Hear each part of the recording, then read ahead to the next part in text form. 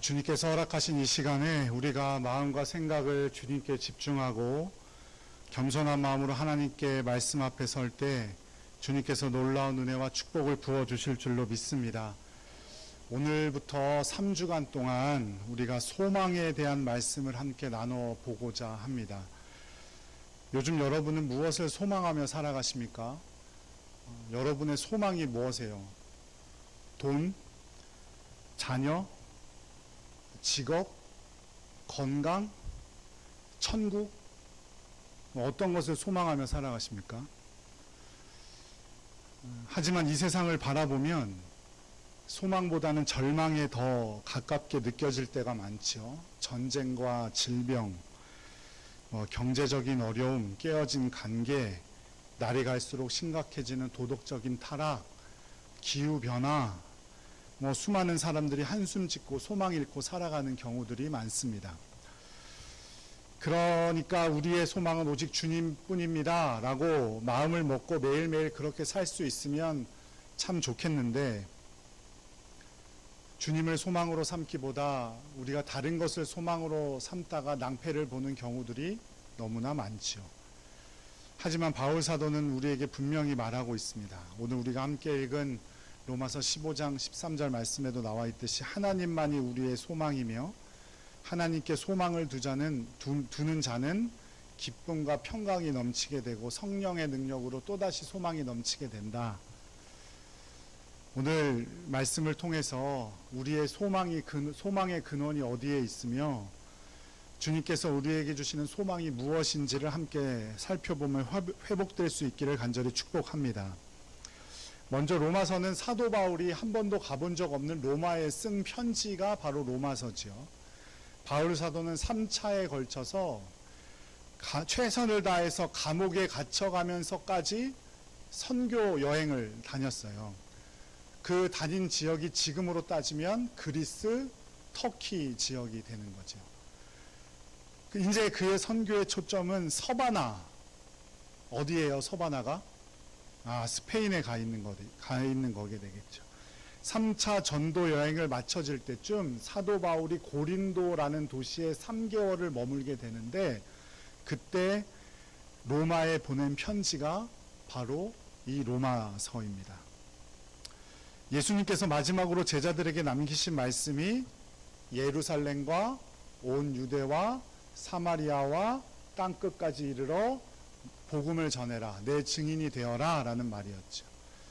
그때 당시 사람들은 지구가 이 둥근 것이 아니라 평평하게 이루어져 있다고 믿었고, 땅 끝에는 영원히 떨어지는 낭떠러지가 있다고 생각을 했던 거예요. 그리고 하늘은 몇 개로 구분돼요? 3개로 구분되고 그 하늘에 별이 달려 있다고 생각을 하고 있었죠. 그래서 땅 끝에 가면 땅 끝에서 보이는 저 수평선이 바로 거기가 어떻게 돼요? 낭떠러지라고 생각을 한 거예요. 그래서 땅의 끝이 어디예요? 이 당시의 사람들에게 서쪽의 땅의 끝이 바로 스페인이었던 거예요. 그래서 사도 바울은 예수님의 마지막 당부를 이루기 위해서 스페인 선교를 꿈꾸게 된 것이죠. 당시 이 거리를 걸어서 간다는 건 상상도 할 수 없는 것이고 배를 타고 가야 되는데, 스페인으로 가는 중요 경유지 중에 하나가 바로 로마인 것입니다. 그래서 로마서에서는 이 선교에 대한 도움을 청하고 자신이 직접 가르쳐서 개척한 교회가 아니었기 때문에 1장에서 11장까지는 교리를 중심으로 복음을 전하고 12장에서부터 15장까지는 현재 성도들의 신앙생활에 대해서 내가 어떻게 살아갈 것인지에 대해서 설명하고, 그리고 16장은 마지막 인사를 남기게 되는 편지가 바로 로마서입니다. 오늘 본문은 실제 성도들의 생활에 대한 부분에 포함된 내용이겠죠. 로마서 15장 13절 말씀을 다시 한번 읽어보겠습니다. 소망의 하나님이 모든 기쁨과 평강을 믿음 안에서 너희에게 충만하게 하사 성령의 능력으로 소망이 넘치게 하시기를 원하노라. 아멘. 바울 사도는 소망의 하나님이라고 합니다. 소망의 하나님. 소망을 주시는 하나님이 아니에요. 소망의 하나님. 그러니까 소망의 주인이 누구라는 뜻이에요? 하나님이란 뜻이에요. 소망이 하나님의 것이라는 뜻이에요. 이게 헬라어 원문으로 보면 우리에게 기쁨과 평강을 믿음 안에서 충만하게 하시는 분이 바로 소망의 하나님. 그러니까 우리가 소망을 품게 되는 건 내가 원하는 것을 품는 거예요? 하나님께서 주시는 것을 품는 거라는 뜻이에요. 하나님께서 주시는 것을 품는 것이 진짜 소망이다라는 뜻이에요. 하나님이 소망의 근원이시다라는 말이죠. 세상이 주는 소망, 내가 생각하고 내가 원하는 것은 일시적이고 조건적인 것들이에요. 건강, 재물, 권력, 명예, 우리 자녀들, 우리 부모님들 모두 다 일시적이고 조건적입니다. 건강을 잘 지키게 되면 건강을 소망할 수 있는 것처럼 보이지만 건강하지 못하면 그 소망을 잃게 되죠. 세상은 모든 것이 다 이렇습니다. 하지만 하나님만이 변치 않으시는 분이죠. 그래서 이따가 오후 예배 때도 찬양하겠지만 풀은 마르고 꽃은 시들지만 주의 말씀은 영원하시고 우리 하나님을 그래서 신실하신 하나님이다 라고 표현하는 겁니다. 신실하다라는 말은 속이지 않다, 앞과 뒤가 다르지 않다라는 말을 담고 있는 단어입니다. 대리석으로 유명한 나라가 어딜까요? 그리스, 이태리. 천연 대리석은 어떻게 만들어요? 큰 돌덩어리를 캐서 크기에 맞게 잘라서 사용을 하는데 그러다 보면 눈에 잘 보이지는 않지만 흠집이 남게 되고 그렇게 되면 크게 가치가 떨어진대요. 그 천연 대리석들이. 그래서 이 대리석 업자들이 구매자들의 눈을 속이기 위해서 이 작은 흠집 위에 왁스칠을 한대요. 우리나라로 따지면 양초의 촌농을 살짝 떨어뜨려서 잘 다듬으면 사는 사람이 잘 구분하기가 어렵대요. 그래서 이렇게 눈속임을 하면서 파는 거죠. 그런데 이때 왁스를 칠하지 않았다 라는 이태리어에서 유래한 단어가 바로 영어로 sincere, 우리나라로 말로 하면 신실하다라는 뜻입니다. 우리를 속이지 않는 하나님, 앞과 뒤가 다르지 않은 하나님, 그 분이 바로 우리 신실하신 하나님 아버지인 줄로 믿으시기 바랍니다. 그 분께서 우리에게 변하지 않는 소망을 우리에게 주시는 겁니다. 시편 62편 5절 말씀 함께 읽어보죠. 나의 영혼아 잠잠히 하나님만 바라라. 무릇 나의 소망이 그로부터 나오는도다. 아멘. 19세기 영국의 위대한 설교가인 찰스 스펄전 목사님은 자주 고통 중에도 하나님을 소망하라고 설교했습니다. 한 청년이 감당이 안 될 큰 실패를 경험하고 자살을 하려고 하다가 마지막이라는 심정으로 목사님을 찾아왔습니다. 그 청년에게 목사님이 이렇게 말씀하셨습니다. 세상의 소망은 사라질 수 있어도 변하지 않는 하나님의 소망은 결코 사라지지 않는다. 이 말에 힘을 얻게 된 청년은 다시 나가서 열심히 노력했고 큰 성공을 거두었다고 합니다. 변하지 않는 것은 우리 주님밖에 없음을 꼭 기억하시기 바랍니다. 변하지 않는 그분이 우리의 소망의 주인이시고 우리에게 소망 주시는 분임을 꼭 믿으시기 바랍니다.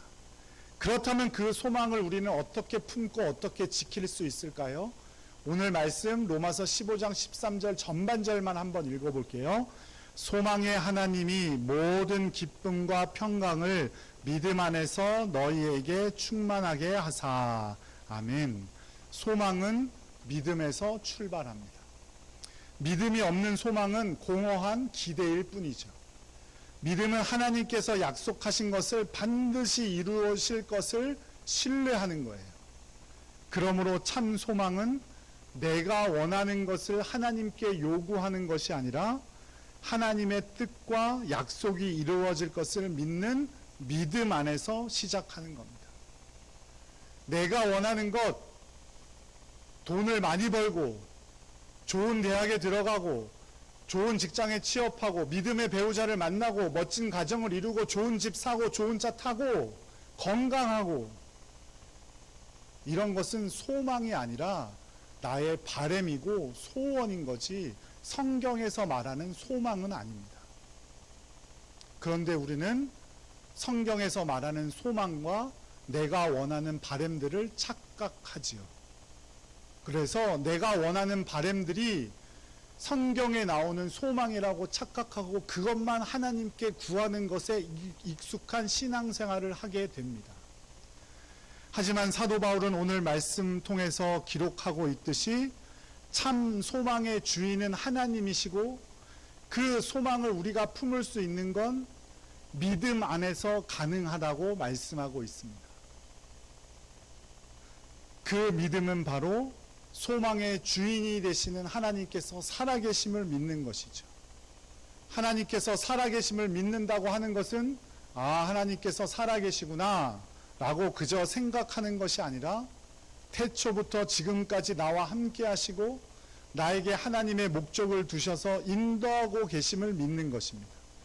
하나님이 세상을 창조하셨다라고 믿는 것은 진화론은 틀렸습니다 라고 말하는 것에서 그치는 것이 아니라 하나님 계획대로 나를 지으시고 하나님의 목적대로 나를 이끌어 주심을 믿는다는 뜻입니다.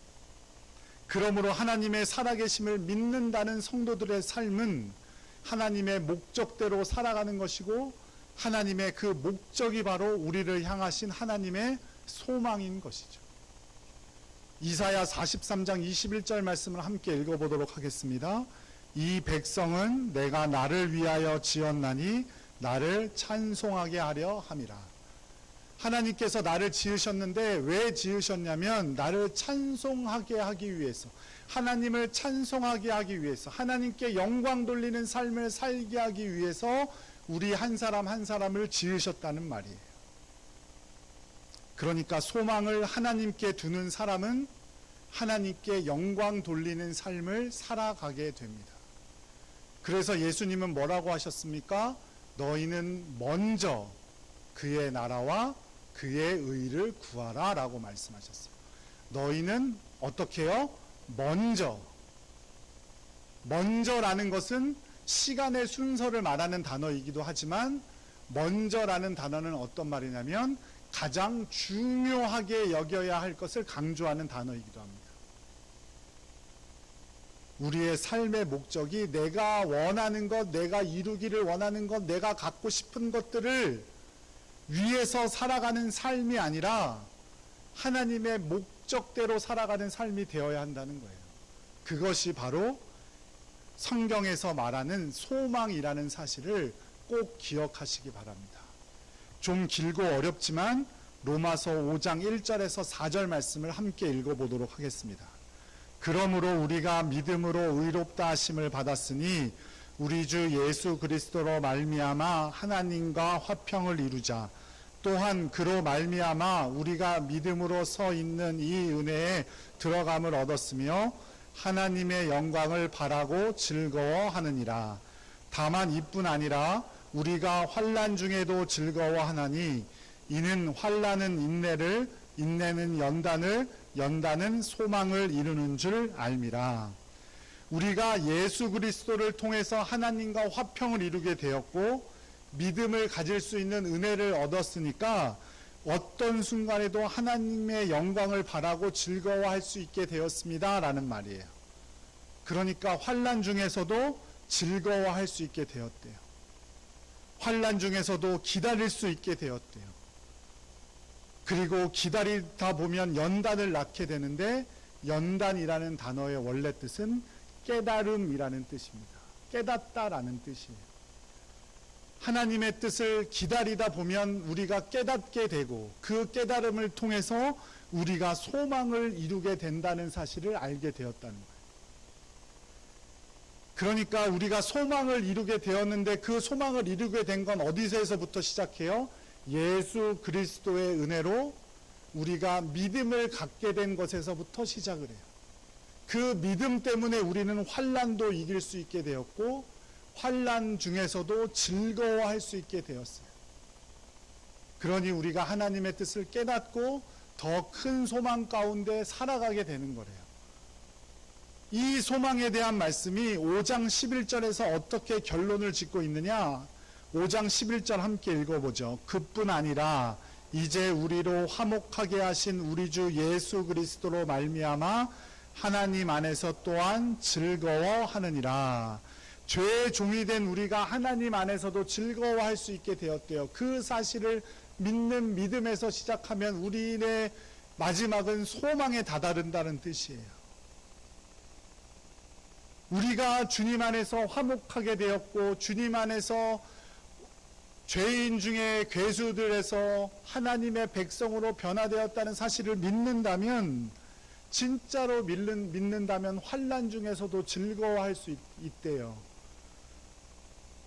하나님과 영원히 기뻐하며 지내는 것이 뭐예요? 두 글자로 뭐라 그래요? 우리는 그곳을 뭐라 그래요? 우리는 천국이라고 하는 거예요. 즉 우리의 소망은 어디에 있는 거예요?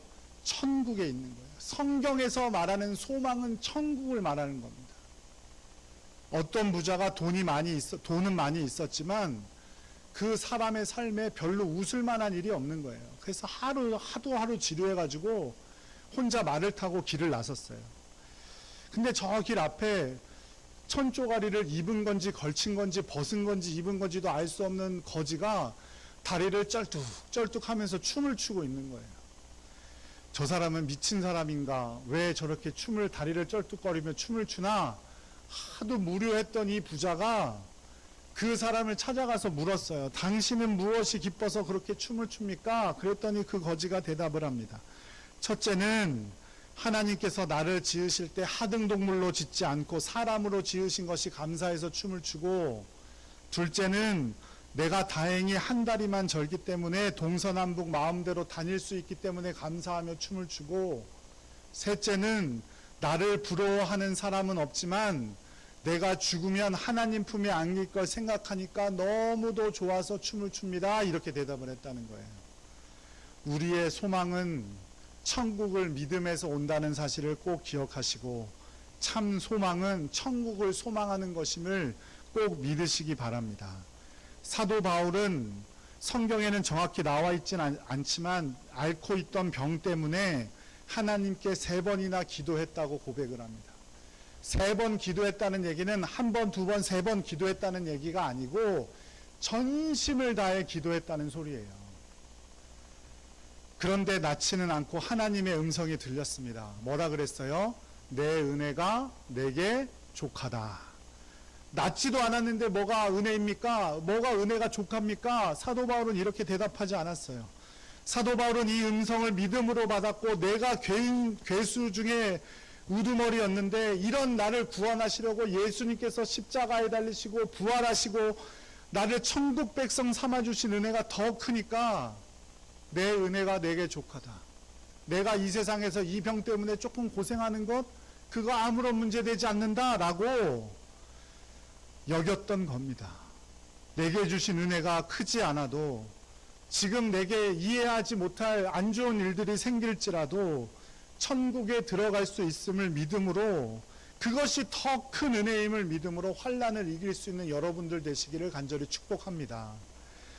러시아의 대문호 톨스토이는 대학에서 계속 낙제점을 받았대요. 교수들은 그에게 배우기를 포기한 젊은이다라고 평가를 했어요. 하지만 그는 성경을 통해서 얻은 지혜와 성경을 통해서 얻은 사건들을 통해서 전쟁과 평화라는 명작을 남겼습니다. 조각가 로댕은 예술학교에 삼수를 했대요. 그래서 그의 아버지가 이런 바보가 우리 집에 왜 태어났는지를 모르겠다며 한탄을 했대요. 그런데 그가 조각한 생각하는 사람이라는 조각상을 모르는 사람은 없을 정도로 세계적인 명성을 얻었죠. 아인슈타인은 어렸을 때 우리로 하면 생기부, 생활기록부에 이렇게 기록되어져 있었대요. 정신 발달이 느리고 환상에 사로잡힌 아이입니다. 그런데 아인슈타인은 우리는 세계적인 천재고 과학자라고 평가하잖아요.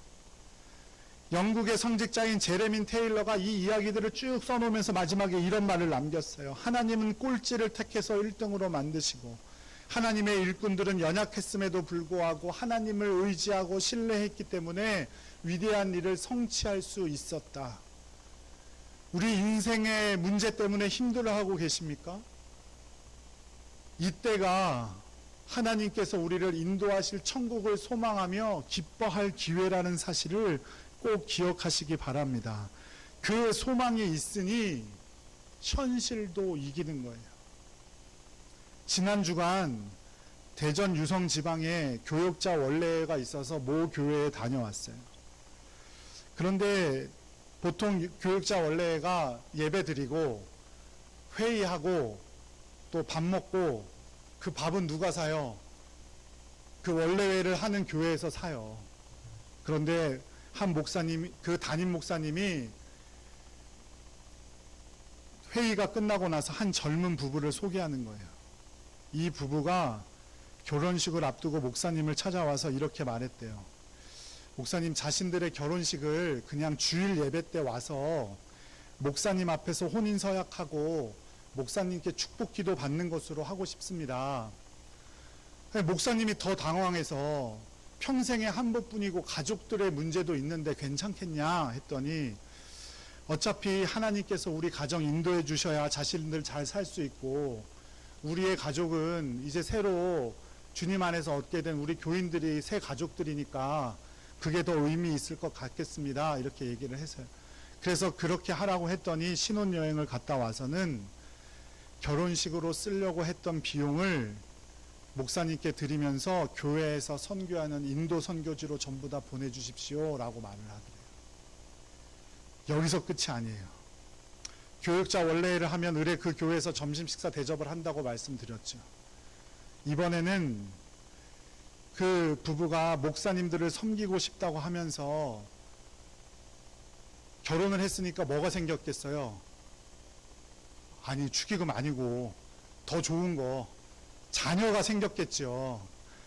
얼마 안 있으면 첫째 아이 돌잔치를 해야 되는데 돌잔치 하지 않고 그 비용으로 교회에 헌금을 할 테니 목사님들 섬기는 일에 써달라고 목사님을 드리더래요.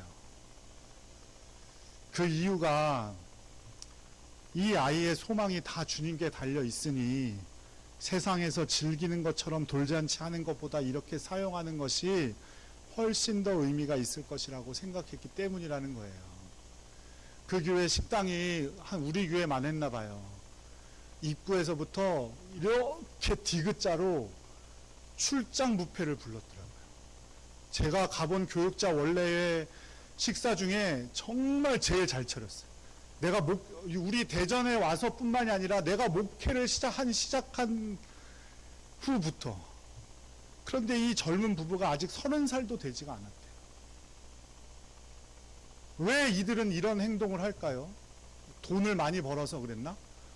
코인이 잘 됐나? 갑자기 대통령 바뀌고 나서 주식이 오른다더니 주식이 올라서 그랬나? 천국에 대한 분명한 소망이 있고, 자신의 모든 일이 자신이 헌금한 1,000만 원, 300만 원에 달려 있는 게 아니라 하나님께 달려 있음을 믿었기 때문일 거예요. 성경에 나오는 소망이라고 하는 것은 하나님, 내가 1,000만 원 갖게 해주세요, 내가 300만 원 갖게 해주세요 라고 품는 게 소망이 아니라, 하나님께서 우리를 위해 대신 죽으시고 부활하셔서 우리가 들어가게 된 천국, 그 천국을 소망하게 하시는 거예요. 내 목표, 내가 원하는 것, 내가 갖기를 원하는 것을 소망으로 착각하니까 그 목표를 이루지 못하면, 내가 원하는 것을 갖지 못하면 시험에 들고 서운해지는 거예요. 하나님이 계신 게 맞아? 내가 이렇게까지 기도하고 내가 이렇게까지 하는데 하나님은 왜 나의 기도는 들어주시지 않는 거야? 의심이 드는 거예요. 하나님께서 말씀하신 소망은 그런 것이 아니에요. 절대로 착각해서는 안 돼요. 하나님께서 말씀하시는 소망은 천국이고, 그래서 사도 바울도 지금의 고난이 천국에서 얻게 될 영광과는 비교할 수도 없도다 라고 고백한 겁니다. 믿음으로 천국을 소망하는 주님의 백성들이 되시기를 간절히 축복합니다. 그런데 하나님께서는 참 소망은 천국이니까 니네 이제 가서 알아서 해. 잘하면 천국이고 못하면 지옥이야. 이렇게 말씀하시지 않았어요. 오늘 말씀 후반절 말씀을 한번 읽어볼게요. 시작. 성령의 능력으로 소망이 넘치게 하시기를 원하노라. 하나님께서는 우리 힘으로는, 우리의 능력으로는 소망을 유지할 수 없음을 분명히 알고 계셨어요. 그래서 누구의 능력으로? 성령의 능력으로 우리를 지켜주시고 성령의 능력으로 소망이 넘치게 하시기를 원한다고요. 고난과 시험, 유혹 앞에서 우리의 소망은 쉽게 흔들려요. 환난 중에도 천국에 들어갈 수 있음을 소망하며 우리 함께 기뻐합시다 라고 제가 지금 말씀드리고 있지만 저도 수없이 화가 나고 흔들리고 넘어지고 할 때가 많죠. 우리의 힘으로는 할 수 없어요. 누구의 힘으로 할 수 있어요? 성령님의 능력으로 할 수 있어요. 그러니까 우리가 흔들리고 우리의 소망이 사라져 갈 때마다 우리는 하나님께 기도해야 됩니다. 성령님, 나를 붙들어 주십시오. 성령님, 우리와 함께 하셔서 나를 성령 충만케 해 주십시오. 눈에 보이지 않는 하나님의 나라 천국을 보여주실 줄로 믿습니다. 누가복음 11장 13절 말씀 함께 읽어보겠습니다. 너희가 악할지라도 좋은 것을 자식에게 줄 줄 알거든 하물며 너희 하늘 아버지께서 구하는 자에게 성령을 주시지 않겠느냐 하시니라. 우리의 믿음이 흔들려 소망이 사라지더라도 포기하지 말고 성령님을 구하는 여러분들 되시기를 간절히 축복합니다. 그럴 때 반드시 성령님은 우리와 함께 하시며 우리를 도우실 줄로 믿습니다. 진짜 도움은 부모님이나 자녀들에게 있는 것이 아니고 돈에 있는 것이 아니고 명예에 있는 것도 아니고 오직 성령님께 있다는 사실을 꼭 믿으시기 바랍니다. 제임스 미케너라는 작가의 실화 소설인 알래스카라는 작품이 있어요. 이 소설의 주인공은 어머니와 딸인데 어머니는 딸이 세상의 유혹에 빠지는 것을 막기 위해서 규율이 가장 엄하다는 기숙사가 딸린 대학에 딸을 진학시켰어요. 딸은 어머니에게 순종하는 마음으로 대학을 졸업했고 어머니에게 순종하는 마음으로 어머니가 그토록 원하셨던 초등학교 선생님이 되었습니다. 어머니는 자신의 집과 딸이 근무하던 학교가 약 300km가 넘게 떨어져 있었는데 매 주말마다 어머니가 직접 자동차를 운전해서 딸을 데리고 집으로 돌아와서 딸과 시간을 보냅니다. 그런데 문제는 어머니는 자신의 사랑이라고 생각했지만 이 딸은 어머니의 지나친 간섭이라고 생각한 거예요. 어머니는 22살이 된 자신을 아직도 믿업지가 않게 생각한 것이고 어머니의 믿음도 받지 못하고 있던 이 딸은 점점 자존감을 잃어버리게 됩니다. 하지만 어머니는 알코올이나 마약에 빠지진 않을까, 나쁜 친구는 사귀지 않을까, 교회에는 잘 출석할까, 딸을 노심초사 살피기를 원하셨죠. 어머니의 근심은 하루도 그치지 않았고 그럴 때마다 딸은 점점 더 어머니의 간섭을 귀찮아해 갔습니다. 결국 딸은 어머니의 간섭과 구속에 미쳐버릴 지경이 되었어요. 이 딸은 결국 어머니를 떠나서 알래스카로 도망쳐 완전한 독립을 이루게 되고 자신의 자아를 발견하게 된다는 이야기가 이 알래스카라는 소설의 이야기예요. 어머니의 사랑을 무시하는 게 아니에요. 어머니의 사랑도 간섭과 감독이 될 수 있다는 거죠. 딸의 입장에서는 어머니의 사랑은 자신을 간섭하고 목을 죄는 것처럼 압박처럼 느낄 수 있다는 얘기예요. 이처럼 아무리 부모라고 해도 사람의 사랑으로 하는 것은 진짜 도움이 되지 않을 수 있습니다.